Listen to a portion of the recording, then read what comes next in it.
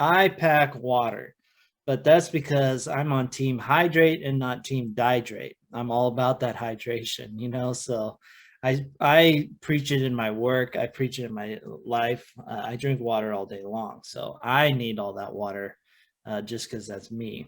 But water is super important. When I'm in a car, I try to have a gallon on hand too. Yeah, no, and I actually found out after that horrific experience I had. I could honestly that's how people die. Like you hear those stories, like they start throwing up and then they just get rough. We can wander our way over, because this is Wandering Ways. What's Bigfoot possibility?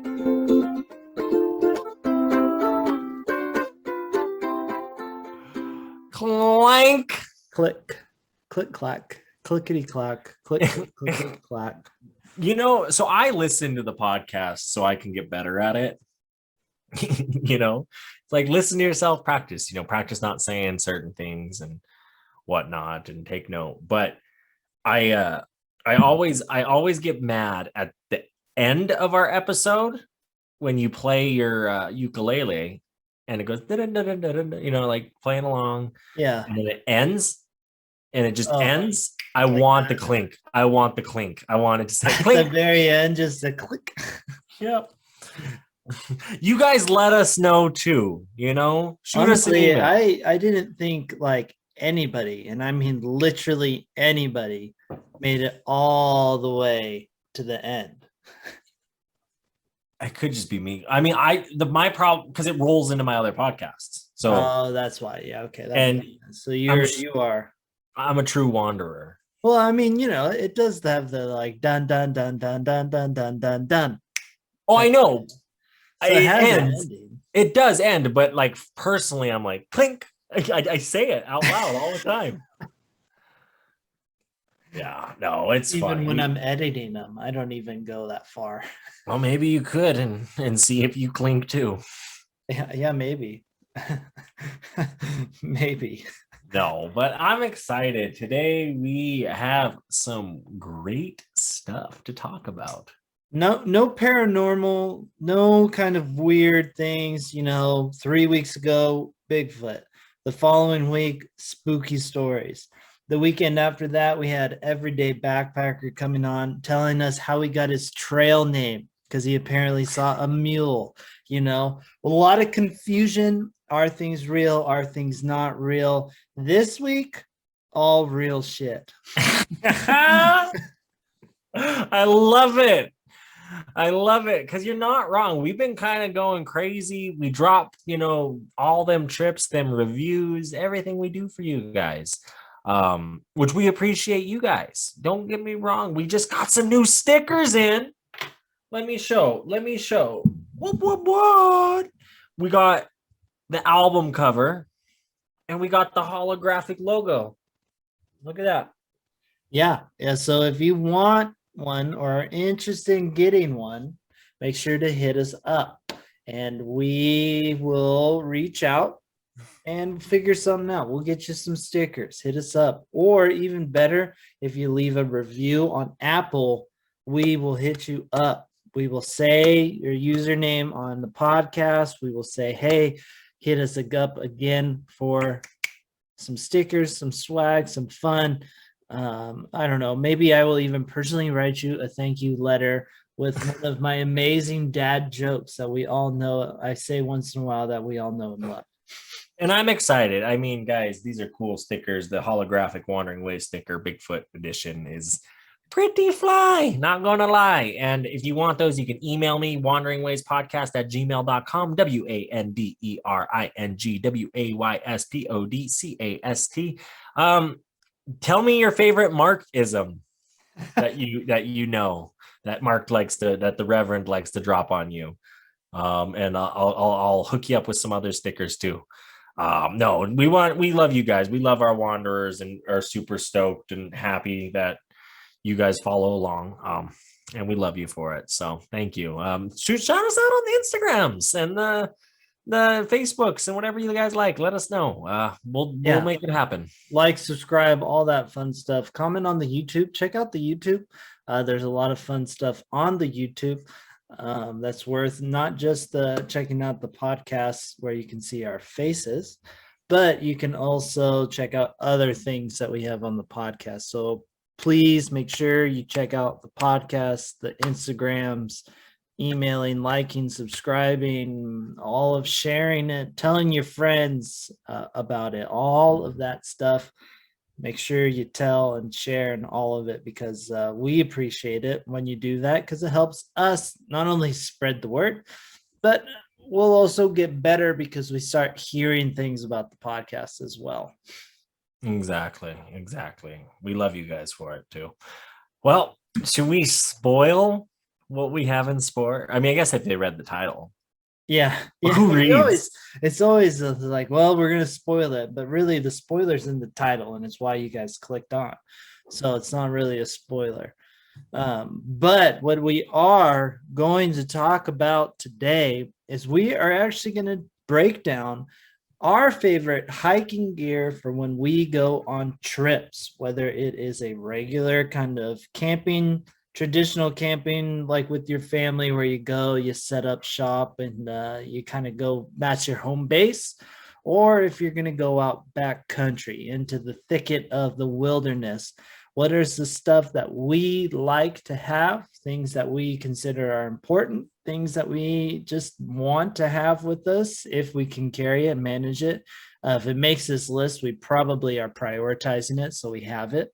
But yeah, so that's what today's episode is about. We have no affiliation with any of these products. So when you hear us say we like it, it's because we actually do really enjoy it. We are not getting paid to say we like it. No, exactly. I agree. These are, and I'm not going to get into the product names on some of them, just because like a sleeping bag's a sleeping bag. You're going to get your 40 degree, 20 degree, what you want for the temperature, etc. That's more what I care about when it comes down to the overall performance of some of these items. Is just if they'll meet the metrics. I don't necessarily care brand, but there are some, like for example, my Life Straw water bottle. I take that every time I'm out in nature, because you never know if you're going to cut yourself off water. And if you can find access to water, there's a creek, there's a stream, there's a river. That's the number one source of life. If you have access to that, you can survive off anything, I think. So yeah, water's huge important. I know you have the Life Straw, which is super awesome. I don't like my filtration system. I do have a filtration system. I have two different filtration systems. I don't like either one. So I'm always kind of out there looking for a newer one to kind of improve my water filtration. So I've looked into Life Straw. I just want kind of something bigger because I like a water bottle with me, or filling up a camel pack. So I want somewhere I can filter some water instead of just drinking out of the straw, which is super helpful, but it's just a preference of mine. But the Life Straw is it's legit. I'm not gonna lie. I see you use it, I'm oftentimes jealous. yeah, no, I have not got Giardia, so That's true. You always see like the commercials or ads of people like literally drinking out of the stream. So it's I don't know. Have you done that with yours? yeah. When we did Quartz Lake that time, I did out of Quartz Lake. I didn't know you did it straight from. Straight from, grab the water bottle, put it in there, put the filter in, and No. Like literally just stream straw mouth.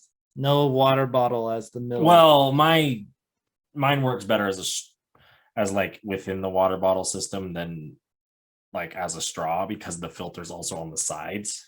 Ah, That one versus like I think the actual straw itself is just all at the bottom. yeah.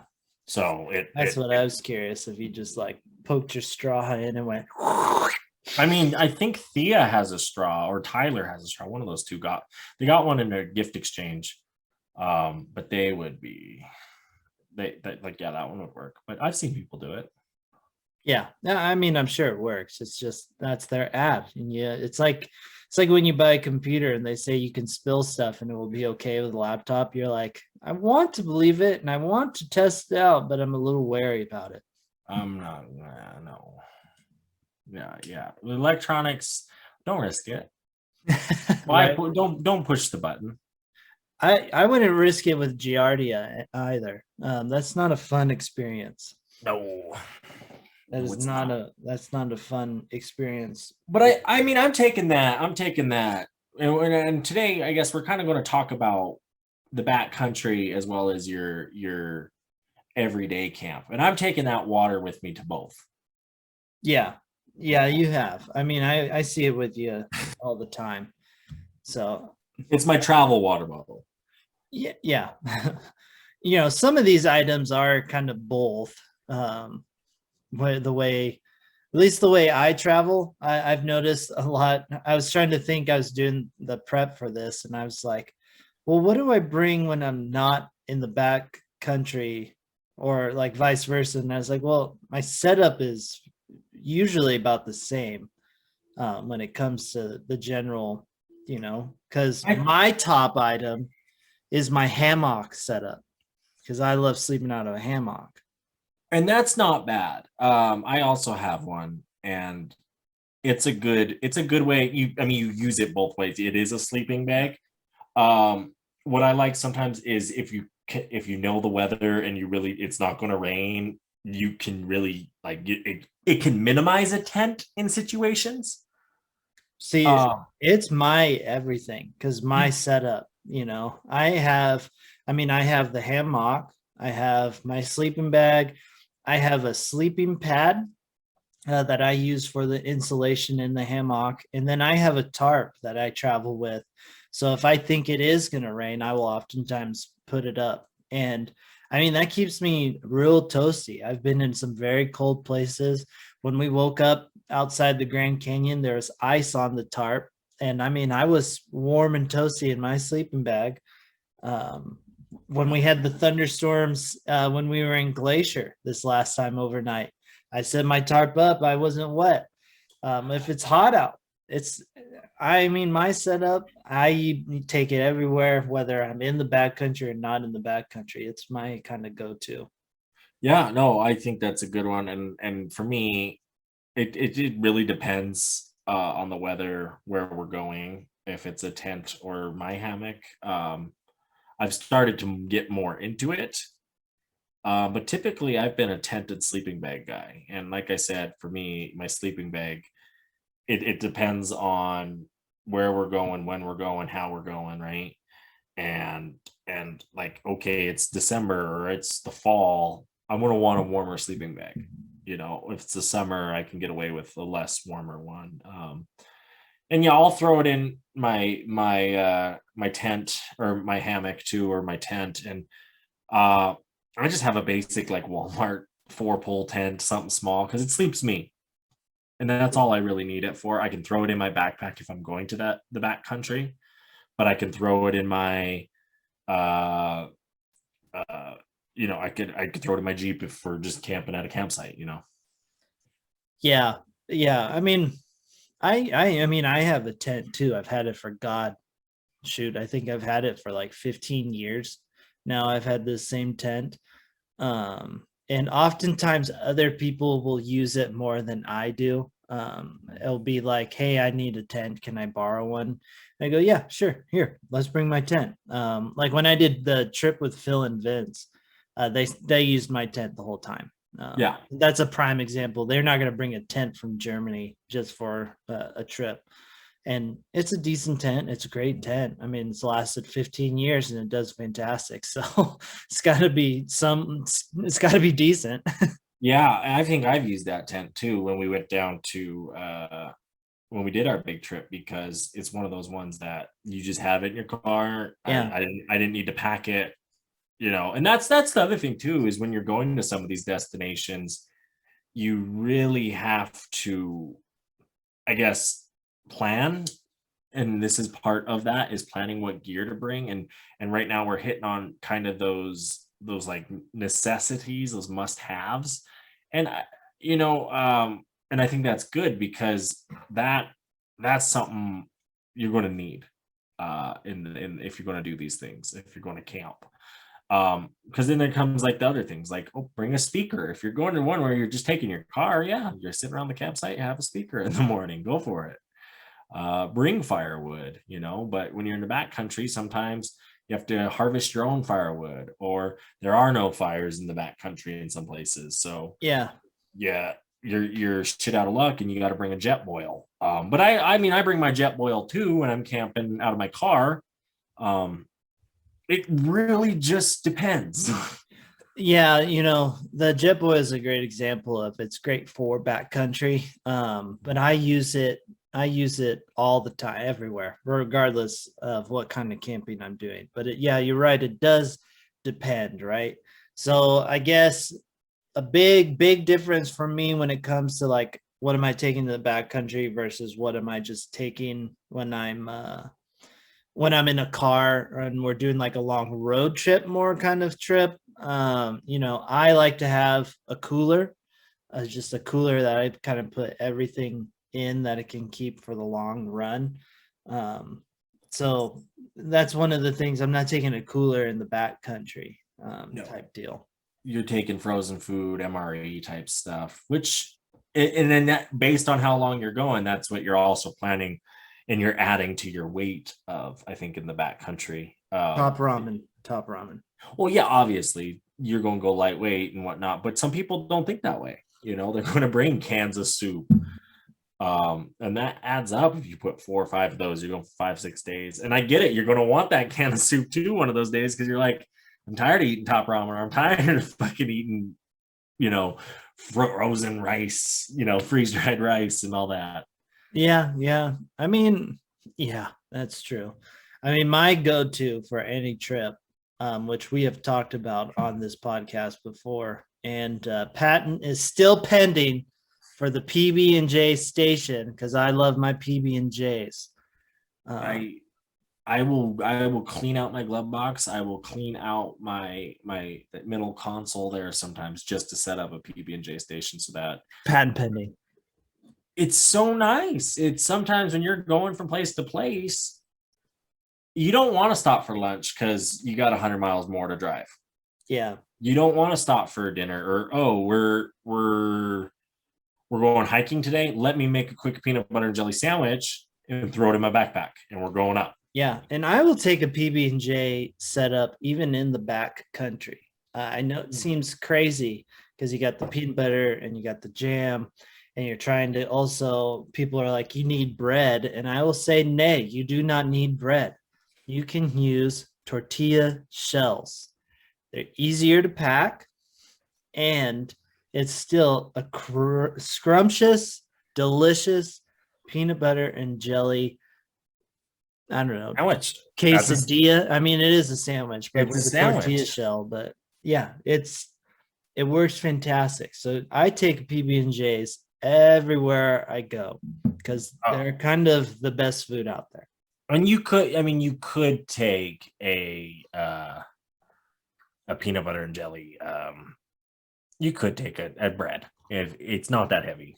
If you really wanted bread, it's more about the space when it comes down to it. When you're in the backcountry, you're trying to minimize weight and space because you are limited in that space, and that could be vital for some other thing that you're going to be taking.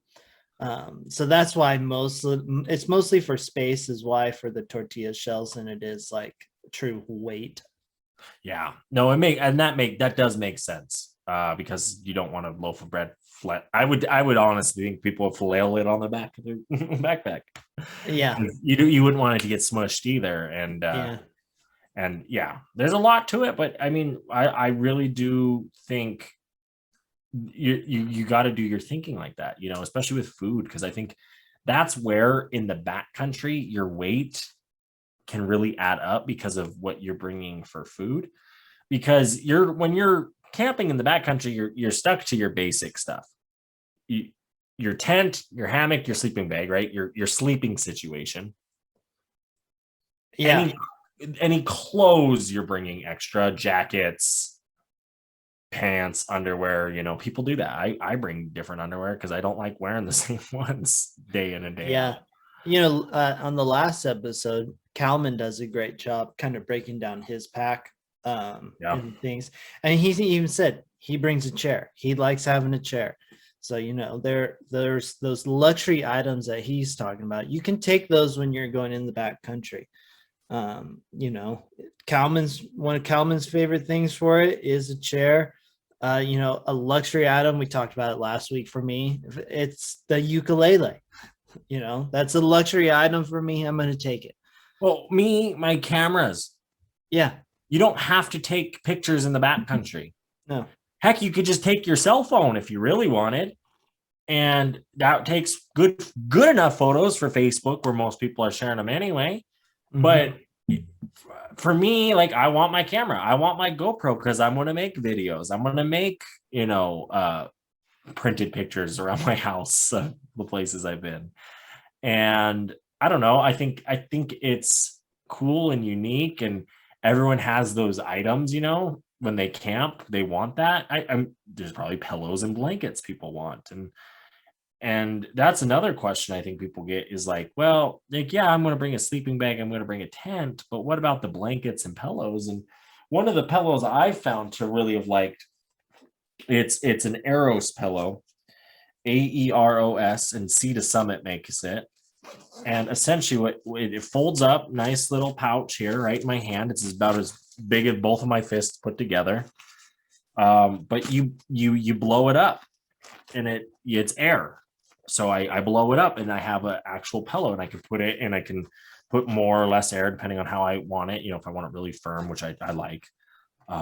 But just different things like that in the backcountry, or I want to bring a blanket. I like having an extra like fleece, really lightweight, small fleece blanket, because when I'm moving, I like having my arms outside of my sleeping bag sometimes, but I still want that like sheet over me feeling. So sometimes that's a luxury item as well for myself. Yeah. Everyone's got their different things for luxury items, whether it's ukulele, a pillow, a blanket, or I bring a stargazing book, which is pointless unless you're looking at the stars. It just kind of takes up space, but I like it, along with my it sits right next to my multi-tool in my pack, so I can whip it out real quick. Well, and that's another thing that I keep on me all times going into the backcountry is a knife. For sure. Yeah. I'll have a knife on me. Even just a little pocket, Kershaw pocket knife, something like that is good to have. I have a few in my car at all times. So if I'm usually camping out of my car, I have that. Yeah. I know Matt Buddy likes to have that. I like a headlamp. Oh, headlamp's clutch. It's almost a necessity. Yeah, really for almost a necessity. My use. I use them more. I've noticed when I'm working on my Jeep, I use them because I'll be in my garage and I'm like looking right down at my engine or whatever I'm doing, and it comes in handy. Yeah. I love the headlamp I have. It's a great one. It also has a red light, so you can light up the area without ruining the stars. So you don't have the light pollution from your light, and you can still see a whole lot of stuff. That's a good one. Yeah. No, those don't. I have this one doesn't do that, but I have a different one that does, and yeah, that is nice to have. And it's also not as like bad on people. No, it's not as bad on when you're around a lot of people. It's nice also. Yeah. But if you get into your campsite kind of late and you need a lot of light, you do want the regular light as well. So that way you can really see what you're doing. Or if you're gonna go pop a squat late at night somewhere, you want to be able to see if there's anything out there. And the red light, while it is great, does not do a whole lot of good long distance light. No, you're exactly right. You're exactly right. These are nice, and they dim. Some of them dim, which is good. And I like them. I like having a headlamp. I think they're nice to have. I have them in my Jeep. If my Jeep, I have a chair. I have a air compressor. I have tie downs and all that stuff too. And that's when it comes to like my normal camping. I pull my Jeep up. I have all that stuff. I have an axe, a shovel, extra gasoline, stuff like that to just be prepared in these situations, you never know if especially out here in Montana. I go hunting, and you're like, I went fishing and sighting in my guns yesterday with Thea, and it was a place where if I got a flat tire and didn't have a spare, I'm walking 5 to 20 miles to find a house with someone at that house because of just the area I'm at. So you got to be prepared. Yeah, I mean, you run into that more than like I do because I'm in a more populated area, or not as spread out. I feel like when you're going on these the camping trips, people don't think that way, especially people coming from cities sometimes, because you're used to being around more things. But go out to Escalante out there in the middle of Utah. Yeah, AAA does not go everywhere. They'll try, or they'll say they do. I talked to a AAA guy the other day here in Ashland, and he said he went from Medford out to Crater Lake, which is a couple hours. So yeah, that's a long time, and it takes a while, and there's so many things that could go wrong, and that's why I'm prepared. I got extra clothes, extra water. Water is a big one. I do, like, even though I will bring my life straw, I will make sure to have at least like a gallon of water of some type on standby on my trips, bigger trips. Maybe not hiking necessarily. If I'm hiking, I'm taking an appropriate amount of water, like maybe 2 water bottles, with one being that life straw. If it's like a couple hour hike. You need bigger water bottles though. Yes. Yes. That's the one thing I noticed about when we were in Hawaii. You need a bigger water bottle. That life straw is really small, and I do get what you're saying. Yeah. But I think that's also why it's small, is because you can just scoop it up. But I do have a big Yeti like jug, and I could pack that around. Yeah, I should. You need one like a hydro, kind of more like this size. Yeah, no, you're exactly. And maybe not a hydro, but you need a water bottle like that size. Yeah. I take that. Well, that water bottle that I just showed, I take that literally everywhere. But I have 2 about that size, and I have a Camelback. I pack water. But that's because I'm on team hydrate and not team dihydrate. I'm all about that hydration, so I preach it in my work. I preach it in my life. I drink water all day long. So I need all that water just because that's me. But water is super important. When I'm in a car, I try to have a gallon on hand too. Yeah, no, and I actually found out after that horrific experience I had, I could, like, honestly, like, that's how people die.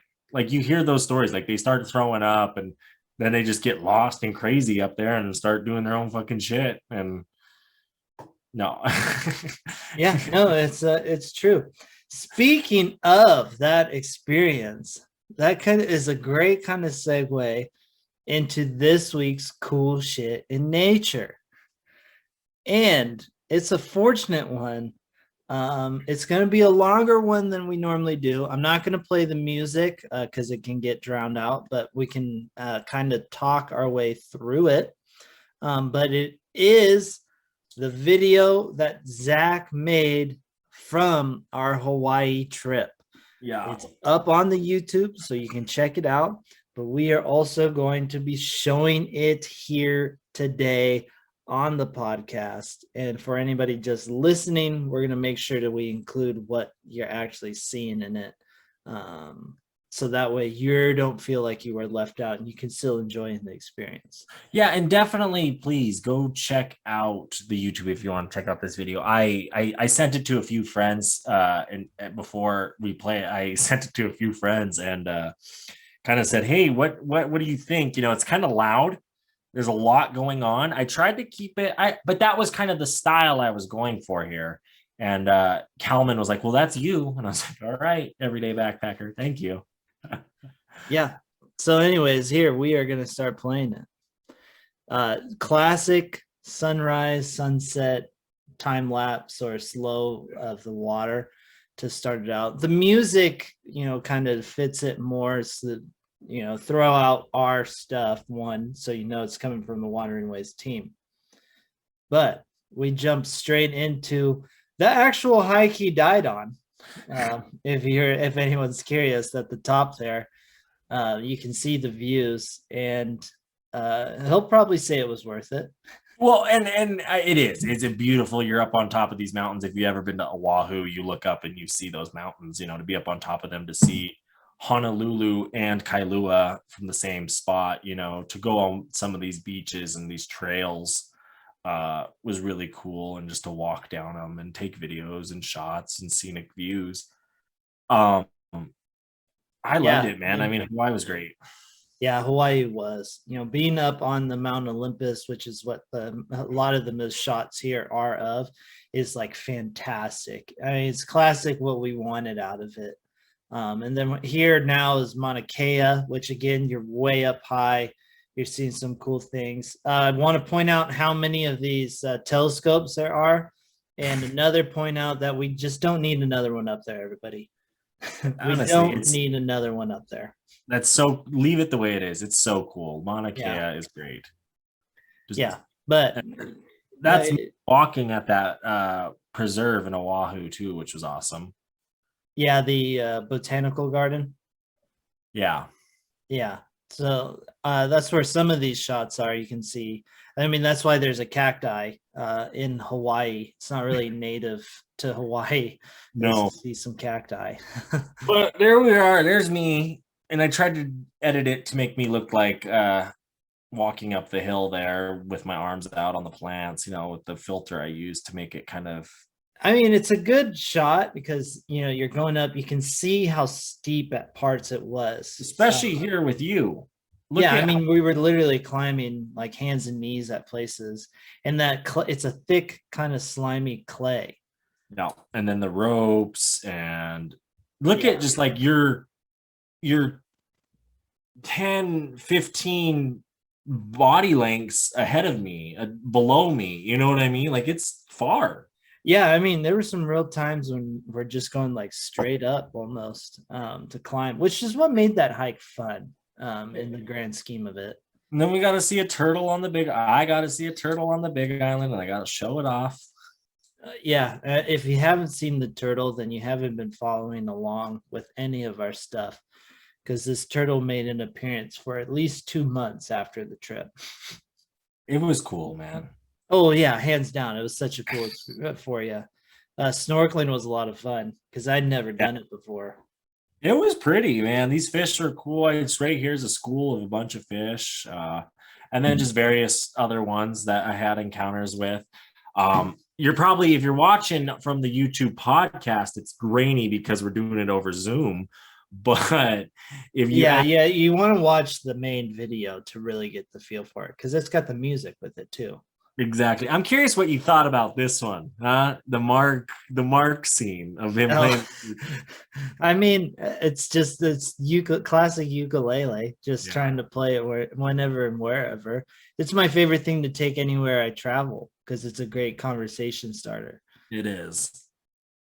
And then the lava tube, the birds. Yeah, this is actually in the park, the national park on the Big Island. And then the crater. Yeah, no lava. There's lava now, literally, but not when we were there. Isn't that crazy? Yeah. I mean, that's nature for you. It stopped for like a couple months, and then the beautiful waterfalls and the beautiful views. There's some of the shots when we're at the park, as well as at the southernmost point of the U.S., especially there with the wall. Yeah, and again, I want to reiterate, like, I felt eerie at that point, at the southernmost point of. It felt interesting to be there. Yeah, that's what you were saying. It was just like almost like this was supposed to be a native place, and let it be native. Yeah, that's what you were saying, and I definitely understand the feeling you had with it, because I got that feeling too. Maybe not as like strong as like when we were on Mauna Kea, but definitely like you kind of got that feeling like that was their spot. Almost disrespectful to be a tourist there. And that's how I felt. Like, I'm just coming here to take a picture and I'm going to get back in my car and leave.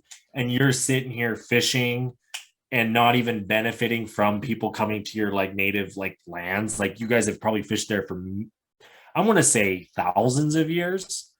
Because there's Hawaiian people have been there for thousands of years. So yeah, that was a cool video. I got a lot of cell phone shots, and that's why I did the horizontal look too, just because I wanted to incorporate that, but I didn't want the footage to be all like small.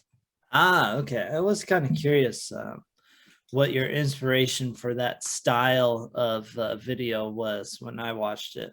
Yeah. Again, if you do want to check it out, if you're just listening, go to the YouTube channel, check out the video. It's up on the YouTube right now as you're listening. So you could actually probably just stop listening, watch that video, then come back and join us as we continue on.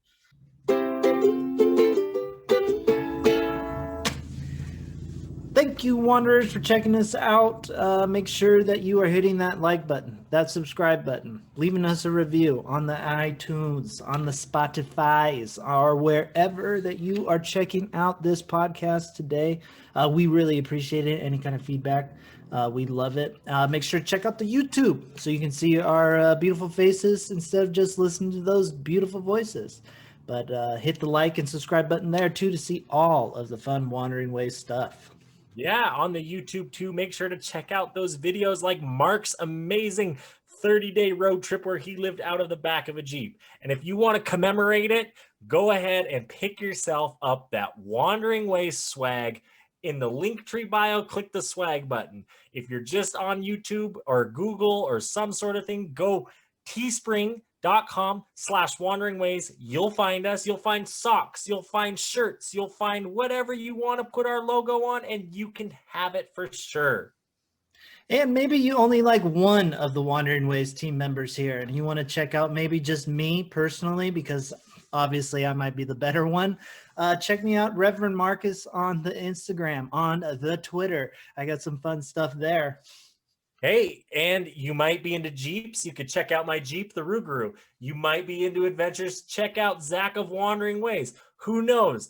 You can find it all with us at Wandering Ways, the nature podcast. Yeah, let's keep wandering on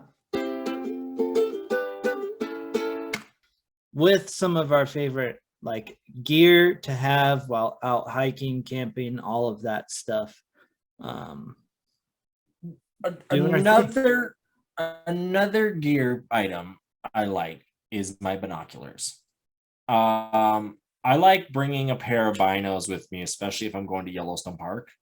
But that usually entails me bringing my car because I live close to it. So I'm going to just drive there. I'm not going to rent a car. I'm not going to fly. I'm not going to bring that gear.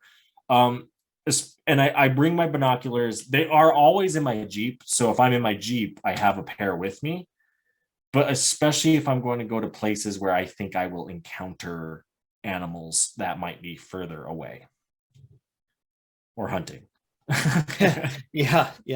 Yellowstone's a prime place to have a good set of binoculars to be at, because you can get like in the Lamar Valley where everything is really kind of like open.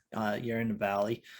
So you can check out the buffalo in the distance, or maybe there's a bear off in the distance you want to spot out. So having a pair of binoculars is pretty clutch to do that kind of thing. One of the things that I enjoyed, I actually haven't taken it on many like adventures lately. And that's mainly because I don't use my GoPro as much anymore, but it's my old monopod.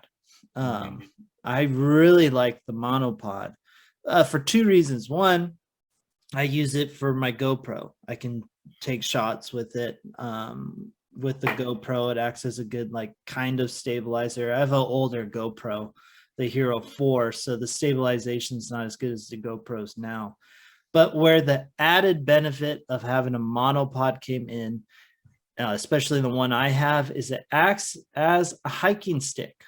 So I can go and climb up things better. I can hook onto it just like any ordinary hiking stick. So it had dual purpose for me, which is why. And it was small to pack. Honestly, it's a really sweet monopod um, in the Yeah, grand scheme of it. I got one for my GoPro and I love it. I use it. I mean, it's been on the Green River down there in Kentucky. It's been in Cuyahoga National Park, Glacier National Park. It's my go-to. It's nice to use. And that's another thing when it comes to my cameras, and I know you kind of think this way too, because you got into the Super 8 footage and you haven't sent that in. So we got another cool shit in nature Hawaii video coming once Mark gets around to editing his video in Yes. 2022. But I like to talk about how like sometimes I'll go on a trip, especially Yellowstone Park, because I've been there so many times. And more frequently, I'll just take my camera to Yellowstone.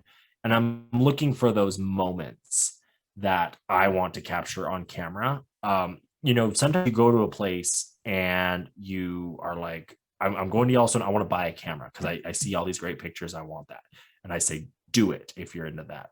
But I do want to say, like, sometimes it takes away from you're focused on that. Or if you're taking, like, sometimes I've juggled my GoPro and my camera, and I'm like, I'm not getting good of either. Because when I'm with my camera, I wish I had my GoPro. If I'm with my GoPro, I wish I had my camera. Because, like, oh, we encountered this fox. Well, I had my GoPro. If I would have had long lens, I would have got cool shots of my camera. So there's those type of moments. So what has really helped me is saying, I'm going to do this and this only today. Yeah.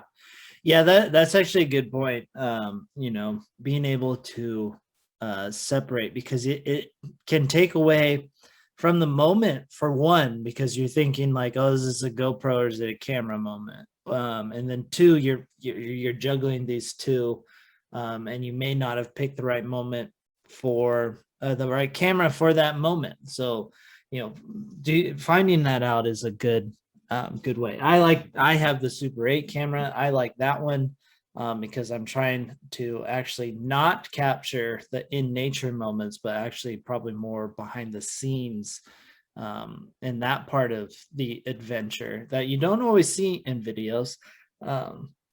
In the Super 8 adds a cool style to it, along with my other just like kind of. I know that's why I really have been pushing, and you guys I want to know what you think, are wanderers. So go, please, again, like I said, shoot us an email, message us on the Instagrams.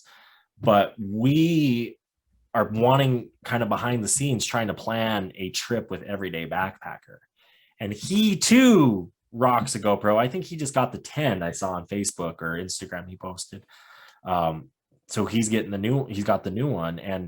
And I am curious because the different art perspectives that me and him all bring with our different various creativities when it comes to the videos we make, go, and I try and do best on the YouTube when you look at our YouTube page at the videos we've created to say from Ranger Zach's perspective or Reverend Mark's perspective, because these are like videos are a true art form. It's like a painting, the filters used, the transitions, the way the story is trying to be portrayed to you is kind of, I think, what you got to look for, what the adventure was about, so and we all have a very unique perspective to our videos, and I'm interested to see when we do the same adventure what That would be come of it. Yeah, that would be an interesting little take, perspective wise, to see, because you are right. One thing I plan on, when I go backpacking, like backcountry kind of stuff, or long-term like trips. So like I thought of this when I went to Hawaii. I think of this when I go on like road trips. And this is a uniquely me thing because I am the poster child for caffeine addiction. So I plan my caffeine out, and coffee is my number one way of getting it, because coffee is the sweetest thing known to mankind ever found. So I have a French press filter for my jet boil. that I can make coffee at a campsite. I can enjoy coffee at a campsite. But there are times where I can't get that cup of coffee, and I go from happy go lucky to grumpy, grumpy, grumpy if I don't get my caffeine fix. So I pack with me caffeine gum, and there is no plug on this. Like I said, there's no affiliation. I sure do wish I was affiliated with this company. But Neuro Gum is the gum company I use for it. It's just caffeine gum. It gives me just a kick. It's important for me to keeps me going. It's just, again, it's a luxury item, and it's only a pack. It's not like that big, so it can fit in a lot of places. But it's one of those unique things. It's a hiking gear thing I think about. That's why I'm sharing it with you. I may be giving you away my secrets to being so positive and happy is with all this caffeine. But I think it's important for you guys all to know. Another couple items I use, and they mainly fall on the camp, like from a car, you're at a KOA, those type of campgrounds where you're not necessarily going in the backcountry. Even though the cot I have is designed for the backcountry, it's a Helionox cot, and I really do love the brand Helionox because it's lightweight packing material. That's how they design everything. So if you do want that chair in the backcountry, you do want that cot, it is possible. I've never taken mine in the backcountry because I'm okay with sleeping on a sleeping bag on the ground or a hammock in the trees. But when it comes to a campground or extra people staying at the cabin for the 4th of July, or oh, you're going to here and need a cot, you can sleep on a sleeping bag, I'll bring it because it's just a little bit nicer of something to sleep on. And it's a real nice cot, Helionox. And then this other thing I have, I'll bring around sometimes if there's mosquitoes. It's a thermocell mosquito, like it's an electrical thing, and it's a mosquito protection zone, and it kind of sets like some smells off and keeps mosquitoes away. That's nice. Those is it Helionox? Those are really nice. I've sat in your chair. I haven't sat in the cot, but I've sat in that chair, and it is nice. It's a comfy chair, and it packs down really small, which is a huge plus. So can confirm it's a good buy. And great customer service, because I've had issues with the chairs where actually someone sat on the chair wrong and it bent the arm, so it broke the arm. But I sent it in and they fixed it. Oh, nice. And they'll even, yeah, they're great customer service. So that's good. It's nice you have that mosquito thing, because I hate those damn mosquitoes, man. I try everything I can to not. They say eat a lot of garlic, and the mosquitoes will stop buzzing around you. But I've also noticed if you eat a lot of garlic, people will stop being around you too. So, yeah, one thing, I've just owned it. Getting bit by mosquitoes, you've just owned it? I've just owned it. Do you get bit a lot? Yes and no. See, I get eaten alive, and I get massive craters or mountains on me. This year, surprisingly, wasn't that bad here in Montana. We have bad years, so I didn't put bug spray on once. I got bit a few times, but it's that native blood, I guess. I rarely put on bug spray because I don't like the smell of bug spray. So, well, Jared, he did listen to one episode, and the one I talked shit about him on the drone, but he was like, you know what, Zach, you're right. I do got a lot going on, and I had to justify it as a purchase. I'm like, yeah, but oh my God, dude, bug spray. Oh, he will not go, he will be like, we're going fishing, and then we'll show up. He will be done, just immediately, oh, I forgot bug spray, I want to go home. And you're like, they're not even mosquitoes, they're just black bugs landing on you. Calm the fuck down. I mean, everyone's got their thing. I have been surrounded ungodly amount by bugs, and it's not fun. It is not fun being just surrounded like that. I remember being up in Alaska. You just see just a cloud around you, and mosquitoes or sand flies, whatever kind of bug that flies and bites you, it needs to get rid of them. I'm all for getting rid of them. Well, I'm sorry, but they're around to stay. At least right We now. do actually need them. That they are important for the whole ecosystem. Birds feed on them, amphibians, fish. Things do eat on bugs, so they are very important. But they need to just leave me the hell alone. Is what really needs to happen. Which is fair. Which is fair. Yeah, I don't think it's asking much. I don't think it's asking too much. No. But yeah, so that kind of brings us to the end of kind of some big hiking gear things that we like to take on the trips. We talked about things we bring backcountry versus not backcountry. We could have spent hours on breaking down literally everything we bring on a trip. But in the grand scheme of things, I think you just need to understand like our main basic setups, from our sleeping to our food items to some of the luxury items to the cameras and stuff that we bring. And to just everything in general, in the general sense of what we do on these trips. So that's why we wanted to bring this kind of episode to you guys. If you do have questions of the actual products that we use, feel free to reach out again to the email Wandering Ways podcast at gmail.com. And honestly, we want to hear what you guys have. Maybe we missed on something, or you have a question like, hey, I like bringing this. What do you guys think about that? Shoot it our way. We love to discuss and talk about these topics because we just like helping each other out, because this is all it is, we love going outdoors, and so do you guys. And it's probably why you're listening. So 100%. Yeah. And reach out on the Instagrams, check out the YouTube. If you want other gear advice, real general gear advice that's not from myself or Zach, make sure to check out last week's episode with Everyday Backpacker Calman, because he does tell us, like, he talks about his weight of the pack, but he does mention like some big things that he meant, like looks and how you pack when you are going the backcountry. So it's super helpful. Check out his stuff too, because he does have a lot of stuff on his YouTube page about packing and everything. So if you are interested in any of that, make sure to check out all the places out. But this does transition us into the final words. So final words, my guy. Guys, we love you so much.